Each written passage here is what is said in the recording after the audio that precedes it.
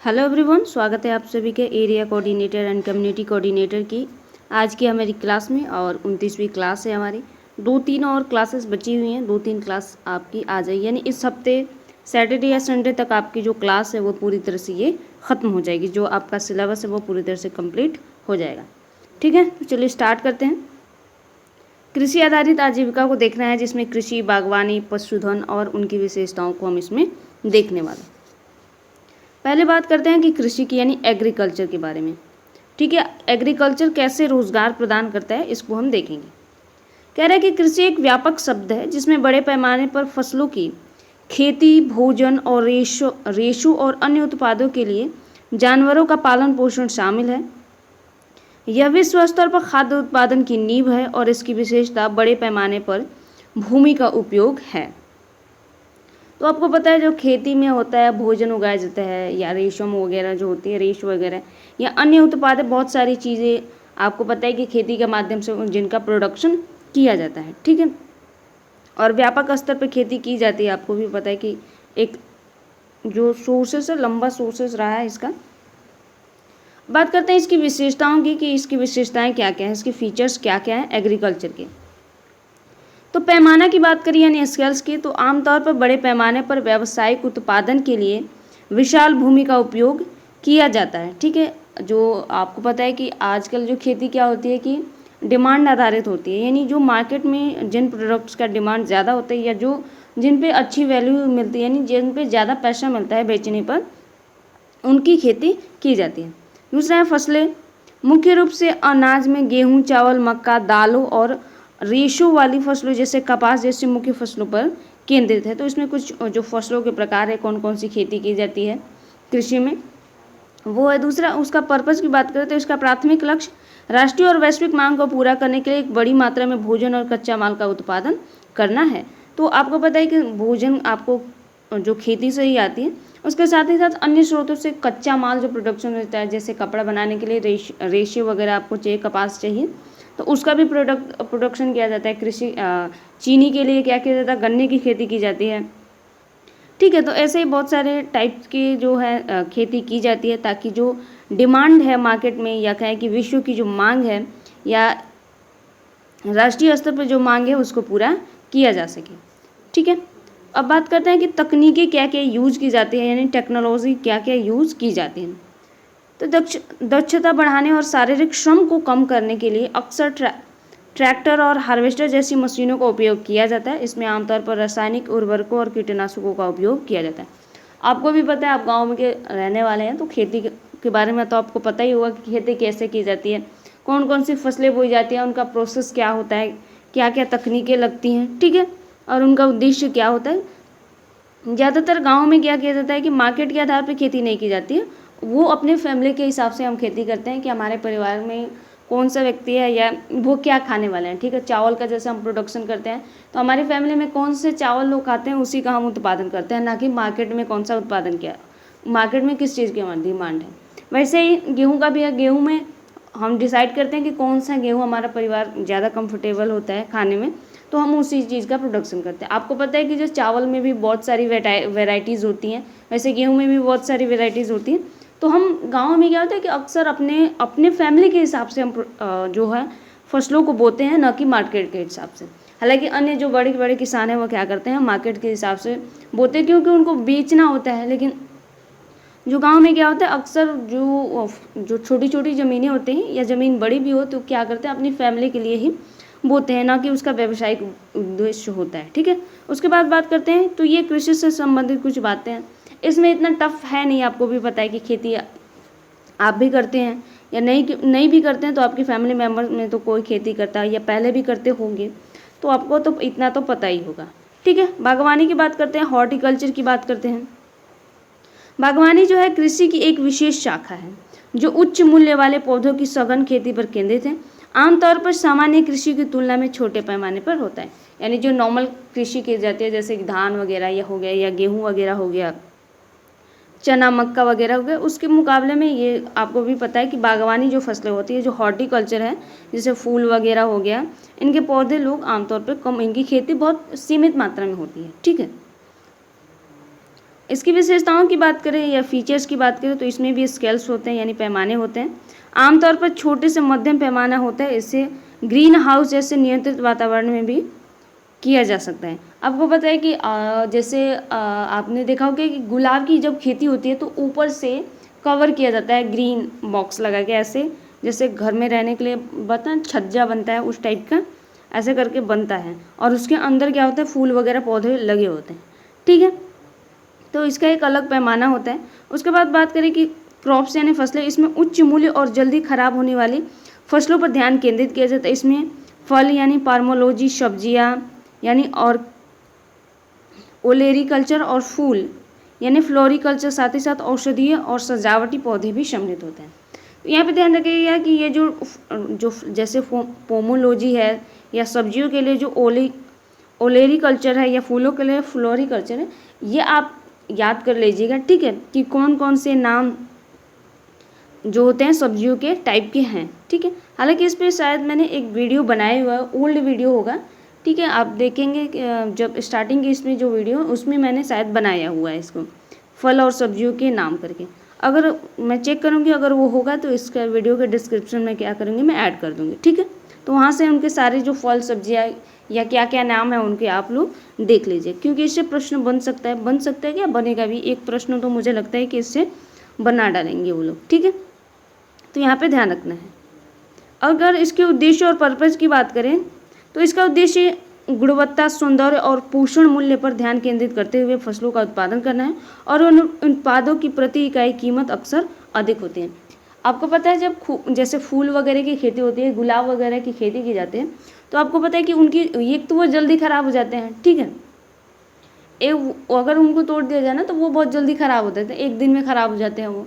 तो उनका क्या किया जाता है कि उनका प्रोडक्शन जो होता है, जब फूल वगैरह क्या होते हैं उनको बहुत जल्दी सप्लाई किया जाता है। ठीक है, मार्केट में उनको बहुत जल्दी सप्लाई किया जाता है। जैसे आज फूल का अगर किसी की डिमांड फूल का आया तो वो क्या किया जाएगा, आज ही फूल कट किया जाएगा। जैसे शाम को है तो उसके जाने से 1-1.5 घंटे पहले उसको कट किया जाएगा ताकि वो ताज़ा रहे। ठीक है, हालांकि और भी बहुत सारे तरीके हैं जैसे फ्रिज वगैरह में करके या इस तरह के टाइप के कोई अब अन्य चीज़ें आ गई हैं जिसके माध्यम से क्या होता है कि उनको लंबे टाइम तक क्या कर सकते हैं कि सेफली रख सकते हैं, हालांकि वो जल्दी ख़राब हो जाते हैं। जैसे फल वगैरह भी हो गए तो ये भी बहुत जल्दी ख़राब हो जाते हैं आप इनको बहुत लंबे समय तक नहीं रख सकते। जैसे मान लीजिए गेहूँ है या चावल है तो आपको 1 साल 1.5 साल तक रख सकते हैं, 2 साल तक रख सकते हैं, लेकिन क्या आप इस सेब को तो आप हफ्ते दिन में नहीं रख सकते।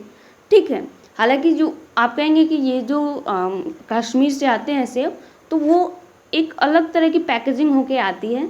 ठीक है, और वो बहुत जल्दी सप्लाई किया जाता है, वो बहुत टाइम नहीं लगता, वो ताज़ा फल आता है 1 से 2 दिन के अंदर ही हमारे मार्केट में वो पहुंच जाता है। ठीक है, इसलिए वो ताज़ा रहता है, लेकिन आप 2-3 दिन अपने घर में रख के देखिए वो जल्दी से ख़राब हो जाते हैं। ठीक है, तो अब बात करें तकनीकों की तो यह अधिक श्रम साध्य है और इसके लिए उच्च स्तर के तकनीकी कौशल की आवश्यकता होती है। तकनीकियों में ग्राफ्टिंग, कटाई छटाई और ड्रिप सिंचाई जैसे सटीक प्रणालियों का उपयोग किया जाता है। तो इसमें जो टेक्नोलॉजी यूज़ की जाती है मेन तरह से बहुत ही प्रशिक्षित होती है। जैसे खेती के लिए आपको ज़्यादा प्रशिक्षण की आवश्यकता नहीं होती है, लेकिन इन तरह की जो जैसे फल वगैरह हो गए या फूल वगैरह की जब आप खेती करते हैं तो इनकी खेती में एक उसका एक अलग कंसेप्ट हो जाता है, उसकी देख रेख करना या जो भी उसके खाद बीज वगैरह होते हैं सारी चीज़ें अलग होती हैं, उनका पानी कैसे दिया जाए ये सारी चीज़ें क्या होती है कि अलग होती हैं और उन पर बहुत ज़्यादा फोकस करने की भी जरूरत। जैसे हम क्या होता है कि धान या गेहूँ की आपने बुआई कर दी तो आप 1 महीने खेत में नहीं गए तब भी काम चल जाएगा। ठीक है, लेकिन इसमें आप 1 दिन नहीं गए तो पूरे तरह से जितनी भी चीज़ें हैं सारी बर्बाद हो जाती हैं। ठीक है, तो ये इसकी बात है। अब बात करते हैं मार्केट की, तो उत्पादों को अक्सर स्थानीय बाजारों, विशेष दुकानों या सीधे उपभोक्ताओं को बेचा जाता है। उदाहरण के लिए किसानों के बाजार में फार्म टू टेबल मॉडल के माध्यम से। ठीक है, फार्म टू टेबल यानी फार्म से डायरेक्ट जो लोग बेचने वाले या खरीदने वाले थे उनको एक ही बार में बेच दिया जाता है। ठीक है, अब बात करते हैं लिवलियोस्टॉक जो फार्मिंग है यानी जो पशुधन है उसकी बात करते हैं। ठीक है, यहाँ पे एक गाय या भैंस, गाय ही है लग रहा है। ठीक है, उसका फिगर लगा हुआ है। पशुधन खेती या पशुपालन विभिन्न उत्पादों और सेवाओं के लिए खेती करने या जानवरों का पालन पोषण का प्रबंधन है। यह कई कृषि आधारित आजीविकाओं का एक महत्वपूर्ण घटक है जो प्रोटीन और आय का एक महत्वपूर्ण स्रोत है। अब बेसिकली आपको बता दूं कि ये जो क्लास है ना, वो क्या कह रही है कि आजीविका समृद्धि यानी कहाँ कहाँ से लोगों को रोजगार मिलता है गाँव में, उसकी बात कर रही है। ठीक है, जो इसको क्या किया गया कि डिफाइन कर दिया गया है। बस आपको आप पहले की क्लासेस में आपने देखा है कि खेती से रोजगार मिलता है। अब खेती में कौन कौन सी चीज़ें हैं, बस उसको यहाँ पे डिस्क्राइब किया गया है। ठीक है, तो पशुधन से यानी पशुपालन से, जैसे गाय बकरी भैंस वगैरह हो गई, उनके पालन से क्या होता है कि जो किसान की आय है उसमें बढ़ोतरी होती है। इसके साथ ही साथ प्रोटीन यानी दूध वगैरह भी मिलता है, मांस वगैरह भी मिलता है इससे। ठीक है, आपको पता है कि जो कहें कि बकरी वगैरह जो पालते हैं, आपको पता है बकरी या मुर्गी हो गए, तो ये क्या आता है, हालांकि मुर्गी जानवरों में नहीं आती है, तो इनसे आपको पता है कि इनसे क्या होता है कि मांस जो आपका है कि तो मांस का मिलता है, यानी मीट वगैरह इससे क्या है कि मिलता है। ठीक है, और गाय या भैंस की जो अगर कोई पालता है तो उससे दूध वगैरह का प्रोडक्शन भी होता है। तो ये इसका पर्पज़ की बात करें तो छोटे पैमाने के घरेलू संचालन से लेकर बड़े संगठन और व्यावसायिक फॉर्म तक अलग अलग होता है। एक गाय से लेकर आप 100, 200, 1000, 2000, 10,000 जितना आपकी मर्जी है गाय भैंस बकरी उतना पाल सकते हैं। ठीक है, तो छोटे से लेकर बड़ा स्तर तक ये होता है। वहीं पशुधन में बात करें तो इसमें मवेशी जैसे डेयरी और मांस के लिए, मुर्गी अंडे और मांस के लिए, बकरी भेड़ और सूअर जैसे जानवरों का पालन पोषण भी शामिल है। इसमें मुर्गी को भी सम्मिलित किया है, कोई बात नहीं। ठीक है, मुर्गी भी एनिमल्स, बेसिकली मुर्गी क्या है ना, एक पक्षी के रूप में आता है। ठीक है, एनिमल्स में इसको नहीं लेना चाहिए, लेकिन यहाँ पे ले सकते हैं इसको, क्योंकि एनिमल्स में वो इसका अलग से नहीं बनाएंगे कॉन्टेक्स्ट। जब हम जो पशुधन में बात करते हैं किसान की आय में, तो उसको भी सम्मिलित कर लेंगे। ठीक है, जैसे बकरी भेड़ और सूअर जैसे जानवरों का पालन पोषण भी सम्मिलित है, तो जिससे क्या होता है कि एक अतिरिक्त आय का स्रोत बनता है किसानों के लिए। इसका उद्देश्य क्या होता है, उनको पालने का उद्देश्य क्या होता है, तो दूध अंडा मांस ऊन और खाद्य जैसे उत्पादों की बिक्री के माध्यम से आय का एक स्थिर और विविध स्रोत प्रदान करते हैं। एक तो उनका दूध जो मांस अंडा है उनको बेचेंगे, प्लस जो भेड़ का जो जिन्होंने भेड़ वगैरह को जिन्होंने पालन किया है, उससे क्या होता है आपको पता है कि भेड़ के जो होते हैं वो ऊन बनते हैं।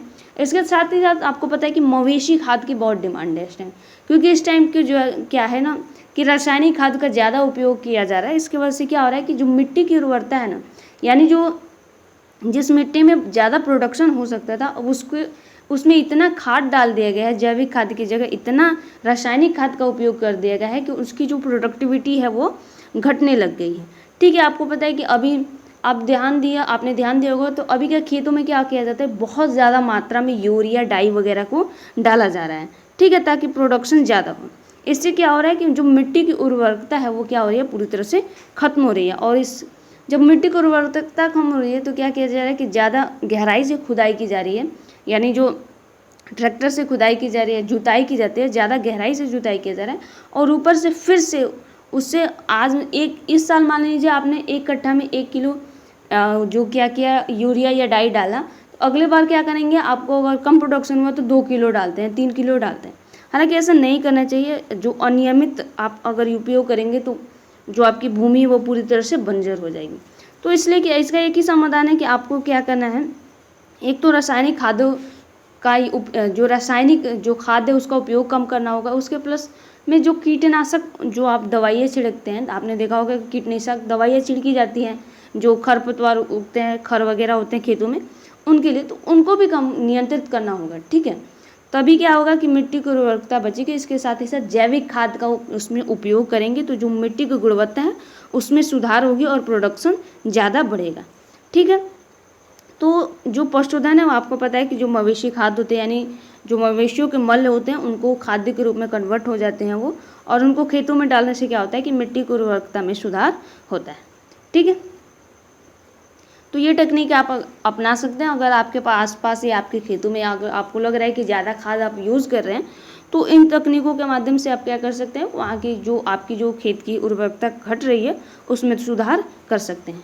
ठीक है, इसके साथ ही साथ ना मैं बता दूं आपको कि इसका सुधार करने के लिए, यानी जो एक और तरीका होता है, जैसे घास वगैरह हो गई ना, आपको पता है कि खेतों में जो घास होते हैं या जो पत्ते वगैरह होते हैं या फल व सब्जियों वगैरह के हमारे जो छिलके होते हैं, उनको भी अगर हम मिट्टी में दबा के रखें, जैसे एक बॉक्स बना लिए या एक बकेट ले लिया, उसमें उनको जमा किया, ऊपर से मिट्टी ढक दिया उनको, तो वो क्या होता है कि कुछ टाइम बाद वो खाद में कन्वर्ट हो जाते हैं और वो भी बेस्ट होते हैं। ठीक है, A1 के होते हैं। उनका उपयोग अगर आप खेतों में करते हैं तो उससे क्या होता है कि प्रोडक्टिविटी बहुत ज़्यादा बढ़ जाती है, दोगुनी तिगुनी हो जाती है। अगर आपको चेक करना हो तो एक काम कीजिएगा, अब बकेट वगैरह लीजिएगा, आपके घर में होंगे छोटे से कोई ऐसा गमला वगैरह, उसमें कोई चीज़ बो दीजिएगा। ठीक है, जैसे टमाटर हो गया, मिर्ची हो गई, कोई भी ऐसा चीज़ आप लगा सकते हैं और उसमें जैविक खाद का उपयोग करके देखिएगा। और दूसरा एक और गमला लीजिएगा जिसमें आपको जैविक खाद ना यूज़ करके रासायनिक खाद का यूज़ करना है, और फिर आप देखिएगा कि दोनों में क्या डिफरेंस आपको मिलेगा। ठीक है, आप देख पाएंगे कि क्या चीज़ें हैं, क्या नुकसान हो रहा है आपको, और जैविक खाद का उपयोग करने से आपको कितना लाभ होगा और रासायनिक खाद के उपयोग से आपको कितना हानि हो रहा है। आप इजीली उसी एक जो गमले के पौधे में आप देख लेंगे इजीली, तो वैसे ही आप अंदाज़ा भी लगा लेंगे कि खेतों में इसका क्या हालत होती होगी। ठीक है, तो इनका उपयोग किया जाता है। और वो बात करें तकनीकी की, तो इसके लिए दैनिक देखभाल की आवश्यकता होती है। इसमें खिलाना, पानी देना, आश्रय, रखरखाव और पशुधन चिकित्साएं शामिल हैं। अक्सर फसल खेती की तुलना में मौसमी या मौसम के पैटर्न पर कम निर्भर करता है। आपको पता है कि गाय, भैंस व बकरी वगैरह जो भी मुर्गी वगैरह रखते हैं, उनके खाने पीने की व्यवस्था की जाती है। आश्रय रहने के लिए, ठंडी हो गर्मी हो, सारी चीज़ों की उनके लिए भी व्यवस्था की जाती है। जैसे एक मानव के लिए की जाती है, सेम चीज़ें उनके लिए भी होती हैं। ठीक है, अब बात करते हैं इनके मार्केट की। तो उत्पादों के लिए बाजार के कई आउटलेट हैं, यानी स्थानीय बिक्री से लेकर डेयरी, मांस, मुर्गी पालन उद्योगों के लिए बड़े पैमाने पर आपूर्ति श्रृंखला। ठीक है, तो ये जानवरों से रिलेटेड सारी चीज़ें। एक क्वेश्चन आप बता सकते हैं, मेरे को हमेशा डाउट रहता है, मैंने बहुत लोगों से पूछा भी है कि आपको पता है कि ना जो भैंस होती है, भैंस आपने देखा होगा, गाय भैंस दो टाइप की, तो भैंस की कीमत इतनी क्यों होती है? आपने देखा होगा कि एक गाय की कीमत 30,000 40,000 है, तो वहीं एक भैंस की क्या होती है कीमत, मैंने देखा है 1 लाख 1.5 लाख 2 लाख भी चला जाता है। तो मुझे वही चीज़ समझ में नहीं आती है कि गाय और भैंस में इतना अंतर क्यों है, दोनों में उतना मतलब जो मेरे घर पे गाय एक थी, वो दूध बहुत ज़्यादा देती थी। ठीक है, लेकिन एक और भैंस थी, पड़ोस में एक भैंस थी, मेरी गाय 8 से 10 लीटर दूध देती थी एक दिन में, लेकिन एक पड़ोस की एक भैंस थी, तो वो 2 से 3 लीटर ही दूध देती थी। अब क्या हुआ कि जब मेरी गाय बिकी तो उसका जो प्राइस था वो अंडर 20,000 के अंदर था, लेकिन वो जब भैंस बिकी तो वो 80 पार चला गया। तो मुझे वही चीज़ समझ में नहीं आती कि ऐसा क्यों होता है। ठीक है, तो अगर आप लोगों को पता हो तो कमेंट में ज़रूर बता दीजिएगा, मुझे भी जानना है। मैंने बहुत लोगों से पूछा तो कोई सेटिस्फाई जवाब नहीं मिला मुझे। अगर आप लोगों को पता है तो आप प्लीज़ मुझे कमेंट करके ज़रूर बता दीजिएगा। ठीक है, तो ये रही आपकी आज की क्लास। आज की क्लास आपको कैसी लगी कमेंट में ज़रूर बताइएगा। मिलते हैं अगली क्लास में गाइस, तब तक के लिए धन्यवाद।